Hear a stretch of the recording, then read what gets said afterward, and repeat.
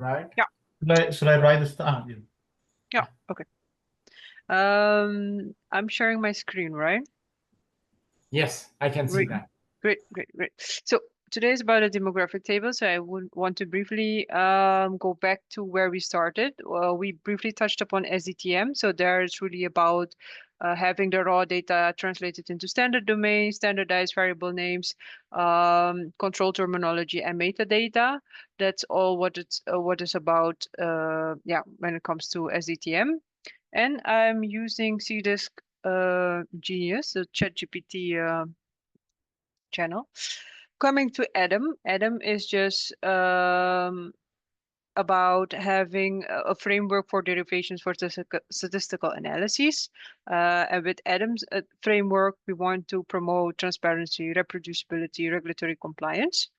If we're talking about transparency and traceability, it's about the clear link between Adam and SCTM. That's not always possible, but for occurrence data sets, some companies do like a one-to-one relationship. Not all companies do. That's an example of traceability. We already have seen the standard structures, ADSL, occurrence data set, BDS, and then it's all about derived variables, which we can see in the define XML. And the metadata used in pharmaverse helps to create the define XML. So to oh yeah, integration define XML. So one of the points was regulatory compliance, reproducibility. So this define XML, it describes how the analysis are performed. You know, if you use a proc gen mode or something else, or proc means, and what are you putting in class variables, by variables, everything goes into define XML. And that's why how it supports your reproducibility, but also this document goes to the regulatory authority so they can also, you know, double or reprogram, and the results needs to match. So today it's about tables, listings, and graphs. Previously, people were mostly, I'm used to tables, listing, and figures, TLFs, but nowadays it's TLGs. That's really trending. So for listings, briefly, it's just actually, as you could say, you don't do Okay, any, see.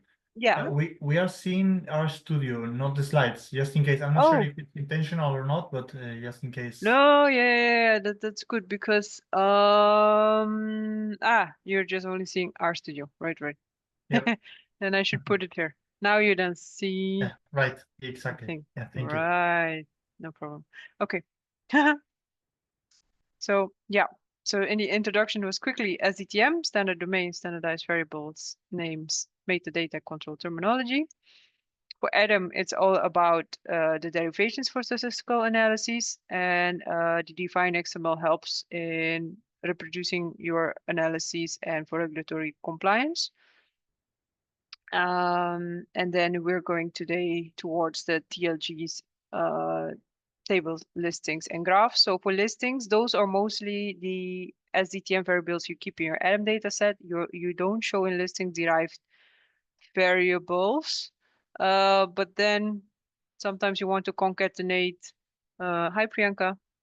Sometimes in listings you want to show like if say for example adverse event is ongoing, or if the end date is given, but um so there you can just combine two columns in one column. So that's still something you can do with listings, but you're not showing derived variables. So yeah. Then for tables, in tables we do we have pre-processing of the data. We calculate summary statistics. We focus on the layout. So do you want to have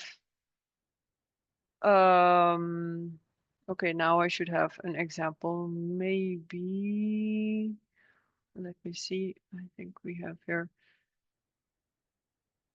So do you want to, so in a table, it's about calculating the statistics, but then also having the layout. Do you want to have mean and SD, or mean and SD below each other? That's also what it is about. Now I have to go back. Yeah. And then we have also the formatting. So that's about titles and footnotes, and then exporting the output to PDF, RTF, HTML, and Excel is for listing. So this is, I should not have put it here. Next, TLGs. So TLGs, I will refer to them as TLGs, not TLFs. So these are static outputs, part of the clinical study report, clinical reporting process. And usually that is being then used later on either for the regulatory submission or in my company where I currently work, there it's mostly used for conferences or publishing articles. So there are different purposes of the clinical study report. And in this clinical study report, you can have some standard outputs. Those are mostly related to safety, medical history, adverse event, concomitant medications.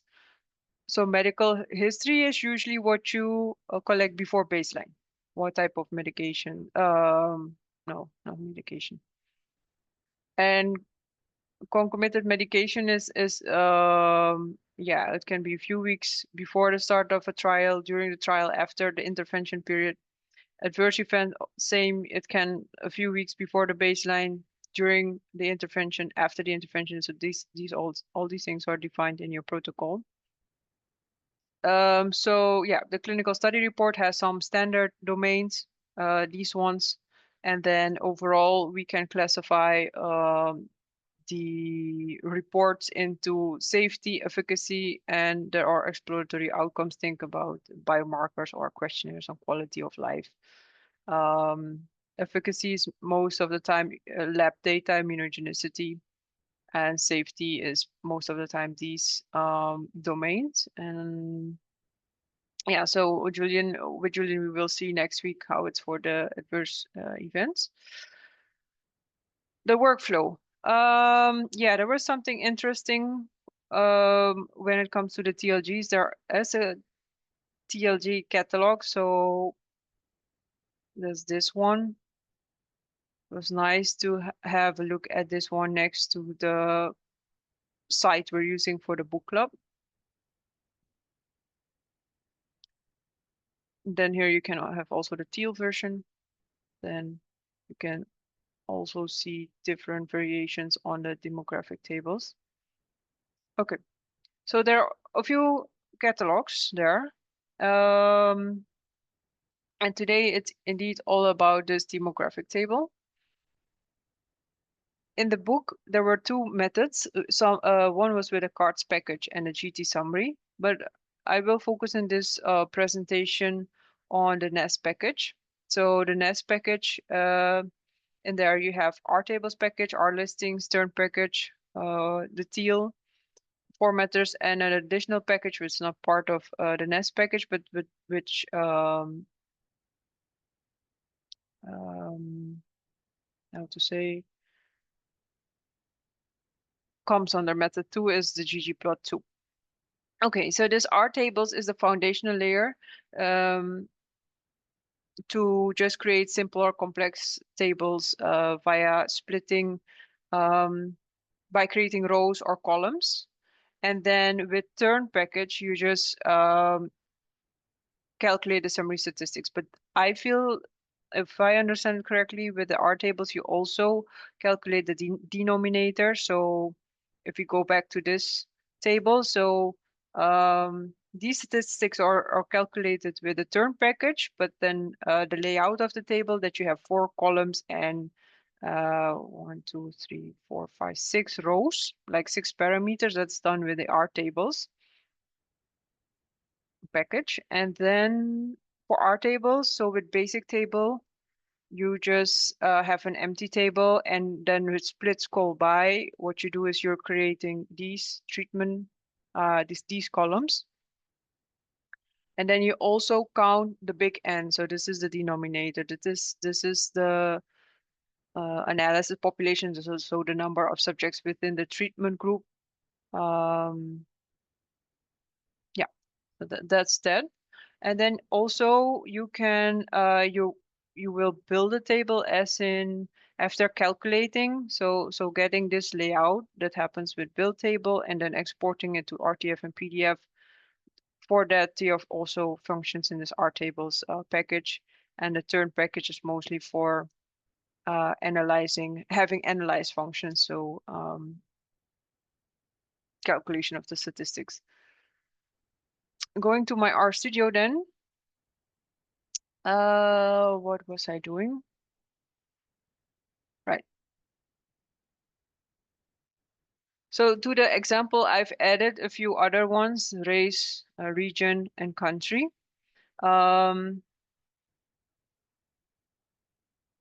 I've also added a title, a footer, to just see what I will get if I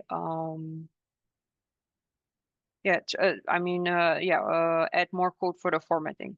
And then what I also do is I'm exporting it to an PDF and RTF by using these functions. So this is what I've done additionally. And in a vector, I've stored the location where I want to have it.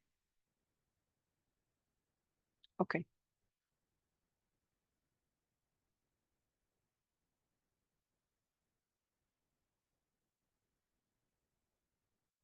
Hey, building the table. Okay. Oh no, I have to make result. And okay, this is what build table does.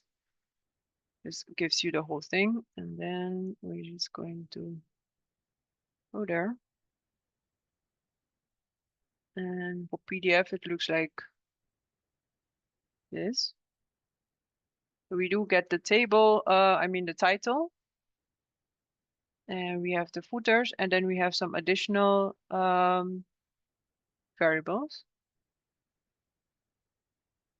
And then go to RTF. What does RTF do? This is this one. This is how you get it, but I did not try with the formatter package. So I'm really curious if you guys tried something with the formatter package. Last thing, if you want to run the logrigs, that is creating a log for this program, you just create a separate program, and then you call a library, and then you execute, and then you call the program. And if you have more programs, you can use I think the lapply function, but I'm not sure. So if I run this, this is the log which I'm getting. So that was really nice. So I think with this, I would like to conclude the presentation. Very short, but yeah, I'm really curious to hear from you guys. Well, thank you very much for the presentation.